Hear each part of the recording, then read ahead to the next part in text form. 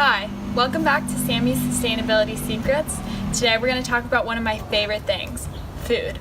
Agriculture and the land clearing that it requires is actually a huge contributor to climate change. So changing what you eat and where you get your food can really help.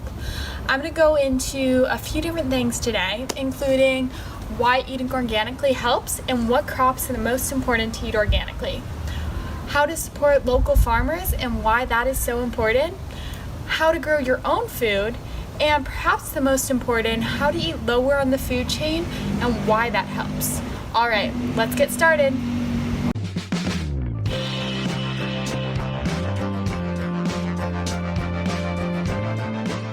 So traditional methods of growing agriculture are really intense on the environment. I mean, think about all the chemicals being poured in. You have fertilizer and pesticides. These are all very damaging to the environment. The pesticides often don't just target the weeds or insects, they are harmful for the whole ecosystem. And the fertilizers leach into the groundwater and can flow downstream. These are all high in phosphorus and nitrogen and lead to eutrophication because of all this nutrients going downstream creates algae blooms. Then when the algae decomposes, all of the bacteria and fungi breaking down this algae use all the oxygen in the water. So there's none left for everything else. So when it comes to eating organic, it can be expensive. So I've created a list of the 15 worst offenders. The USDA found that these products have the most pesticides in them. Average meal travels 1,500 miles to get to your plate. For example, sugar grown in Hawaii has to be shipped all the way to San Francisco to get processed, then all the way to New York where it gets packaged, and then shipped all over the US, even back to Hawaii. That is an insane amount of fossil fuels for pretty much no reason. So go ahead and buy locally, especially when it comes to produce. Produce goes bad pretty fast, so in order to get it to you quickly, it is shipped to distribution centers by planes. Planes are not the best when it comes to fossil fuels. They use a lot per mile.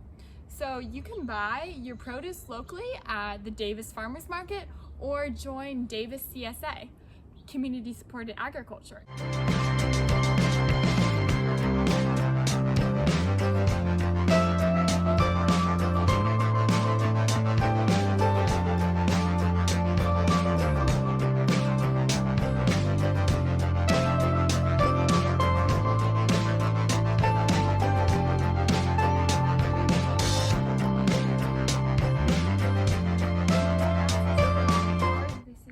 A great way to go, growing your own garden. Just make sure to look up what's in season so you're planting the right things for the season you're in. All right, good luck. Talk about eating lower on the food chain and why that's so important when it comes to climate change.